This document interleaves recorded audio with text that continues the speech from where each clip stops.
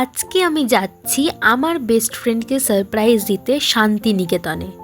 তো ফার্স্টেই আমরা বাড়ি থেকে বেরিয়ে ট্রেন, বাস, অটো বিভিন্ন রকমের গাড়ি করে হাওড়াতে পৌঁছালাম। সেখান থেকেই আমাদের ট্রেন ছিল শান্তিনিকেতন এক্সপ্রেস। তো ট্রেন ছাড়ার পর আমি শুধু ভাবছিলাম জানলার দিকে তাকিয়ে যে কী করব। যাই হোক, ওসব ভাবতে ভাবতে খাওয়াটাও সেরে ফেললাম। তারপরেও ভাবছিলাম যে ও আমাকে কি দেখে খুশি হবে, নাকি দুঃখ পাবে, না কেঁদে ফেলবে, কি করবে সেটাই ভাবছিলাম। তো সব কিছু ভাবতে ভাবতে আমরা ফাইনালি পৌঁছালাম বোলপুর শান্তিনিকেতনে। যাবার পথে আবার একটা গোলাপও নিয়ে নিয়েছিলাম মনটার কাছে যাও সারপ্রাইজ দিতে।